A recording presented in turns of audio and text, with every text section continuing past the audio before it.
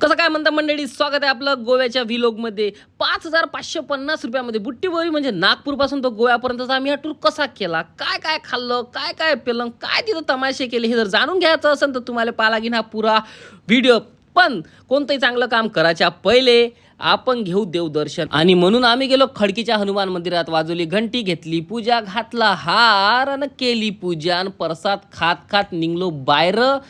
आमच्या गाडीला चढवला नवीन कोरा हार, कारण गाडी बी नवीन कोरीच होती। मग काय बसलो गाडीमध्ये, केला हनुमानजीच्या नावाचा जयकारा, आणि निघलो आम्ही गोव्याच्या दिशेने एकदम झापूक झुपूक झापूक। जसं आम्ही पडलो गावाच्या बाहेर तर आम्हाला पडलं की नाही रे बापू, आपल्या गावाच्या बाहेर बी लय सारं सौंदर्य आहे। आणि हे पाहून पाहून आम्ही पोचलो डायरेक्ट महुरगडले। रेणुका माताचं मंदिर होतं गडावर, आणि गडावर जाण्यासाठी आमचा गाडी चालू आहे अशी आडवी उभी की आम्ही डायरेक्ट एकामेकाच्या उरावरच पळायला लागलो होतो। उतरल्यावर असं वाटलं होतं की मंदिर तर लयच जवळ असेल, पण जसं जसं आम्ही चालत गेलो पायऱ्या येत गेल्या ना असे पाय दुखत गेले। पण आमच्यातला एक जानवर होता, त्या जानवरानं सांगितलं की बाबू हे जर पार करायचं असेल तर असं चालायला लागते, आणि आम्ही मग असंच चालायला लागलो। आम्ही पोहोचलो डायरेक्ट मंदिरात। अरे बापरे, गर्दी होय का काय होय इथं। मग म्या काय केलं, म्हणलं जाऊ दे बॉय, रस्त्यात एक गरीब दिसला त्याला आपला आयफोन देऊन दिला, आणि तिथून हात जोडले आणि बाहेरचा नजारा घेत गेलो। लय जबरदस्त नजारा होता राजीव, काय सांगू तुम्हाला। तो किल्लाही होता त्या बाजून, थोबा दिसला काय, पण तिथं जायचं आपल्यात धमक नव्हता। दर्शन तर घ्यायचे होते, मग दर्शन घ्यायचे कुठून, तर हे जे खुर्ची दिसू राहिली काय तुम्हाला समोरची, तिथे एक होता शेक्युरिटीन, तिला ऐन वक्तात लागली ती जोऱ्याची, तो पयाला जसा तो पयाला मी गेलो मंदिराच्या अंदर, गप्पन घेतले दर्शन, डायरेक्ट निघलो परशुराम मंदिराकडं। रस्ता उतरत त्याने म्या असा नजारा पाहिला की जेव्हा लहानपणी मी मारले लाईन मारायला तिच्या घराकडे जात जातो, तिची मी अशाच वापात जाय तिच्यावाल्या। पण जाऊ द्या, काय जुन्या गोष्टी आठवतात। बाहेर तोंडी खुश असेल तिच्या जीवनात। मी तर खाण्यावर फोकस केला भाऊ। इथं आम्हाला गपगप जेवण भेटलं, मस्त बसलो, गोष्टी करत करत पुरं जेवण केलं। पण इथं स्वतःचे भांडे स्वतःला धुवा लागते, तर आम्ही चुपचाप आपले भांडे धुतले बा, बिना काही आवाज करता। पण आम्ही तुम्हाला एवढं सांगू इच्छितो की आतापर्यंत आमचा खर्च काहीच झाला नव्हता, आम्ही फ्री बजेटात चालत होतो। आणि एक महत्वाची गोष्ट, कोणतंही काम करायसाठी शॉर्टकट नाही घ्यावं, कारण उतरासाठी जेव्हा आम्ही हा शॉर्टकट घेतला होता, सायचे एवढा लहमीदार गोटे होते, पुऱ्या पायाचा उदास झालं काम। आमचं टन भरलेलं पोट पाहून कार्तीची गाडी म्हणे बाबू मले दे ना, मग तिच्यात भरलं बाबू पेट्रोल। 3000 पर कॅन्डिडेट असं पेट्रोल आम्ही ह्या गाडीतनी भरलं, म्हणजेच आम्हाला फक्त गाडीचा पूर्ण पेट्रोलचा खर्च आला 21,000 रुपये। गाडी चालता झाली संध्याकाळ, आणि जशी संध्याकाळ झाली आम्ही येऊन पोचलो नांदेडच्या हुर्स साहिब गुरुद्वाऱ्यामध्ये। जसा ह्या गुरुद्वारात पाय ठेवला, एवढा जबरदस्त आहे राजीव हा गुरुद्वारा, मी तुम्हाला काय सांगू। संध्याकाळी असा दिसून राहिला होता, रात्री तुम्हीच पाहून घ्या तुमच्या डोळ्याने कसा दिसून राहिला। आणि इथं होतं लंगर, आणि आम्ही कोणताही लंगर महाप्रसाद कोणत्या देवाचा खाले मागपुढं पाहत नाही, कारण त्याची आमच्याकडे आहे VIP पास, आणि तेच खात पे डायरेक्ट आम्ही निघलो तुळजापूरली। आणि तिथे गेल्यावर आम्ही रात्री गपगप जेवलो, मस्त आमची रूम जबरदस्त होती, आणि झोपून गेलो। जशी सकाळ झाली आम्ही गेलो आई तुळजाभवानीच्या दर्शनाला। जसं आम्ही इथं अंदर गेलो, इथं आम्हाला दिसला एक कुंड, जसा कुंडात पाय ठेवला, अरे बापरे काय थंड थंड पाणी, म्हणलं जाऊ दे ना बा, चुपचाप अंदर चलाव ना। आम्ही इथून गेलो अंदर, इथं काम चालू होतं, बाजूला छोटे छोटे मंदिर आहे, इथं पण ते पाहतो आकर्षण आहे।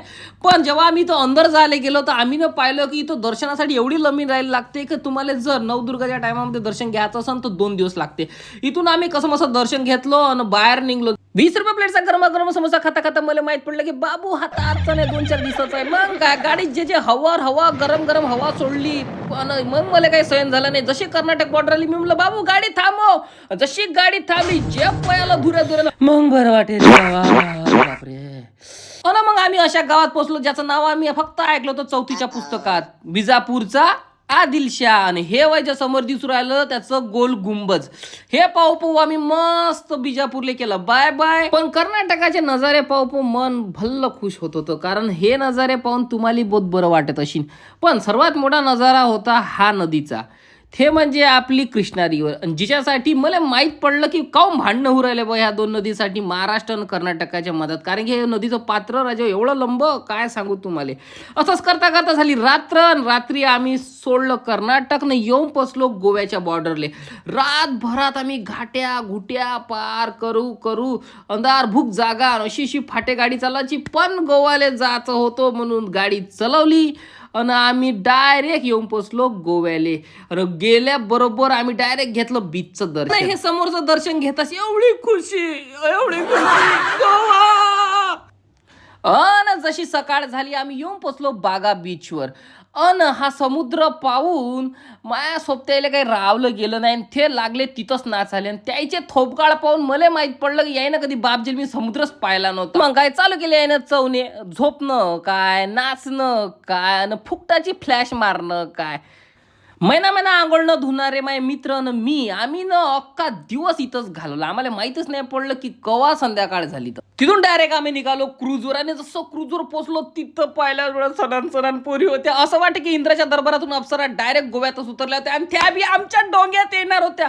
एवढीच खुशी झाली होती की तवाच तो डोंग्यावाला म्हणे की बाबू डोंगा फुल झाला, तुम्ही दुसऱ्या डोंग्यात. हे ऐकून मग हृदयाचे किती तुकडे झाले मी तुम्हाला काय सांगू. पण जेव्हा दुसऱ्या क्रूजवर गेलो तेव्हा मी नजारा पाहिला समोर. तर ह्या काकू, ह्या आज्या, ह्या मावश्या, पहिले तर माझ्या हृदयाचे तुकडे तुकडे झाले होते. पण हे दात पडलेले जोडपे पाहून माझ्या हृदयाचा सारा भुरका झाला होता. मग माझ्या डोकं हे काम करेने तवाच लागला क्रूजवर शो. मग काय शो पाहून मस्त दिलाले शांती दिली आणि सारा उरला सुरला राग नाचू बाहेर काढून टाकला. खल्लास खेळ.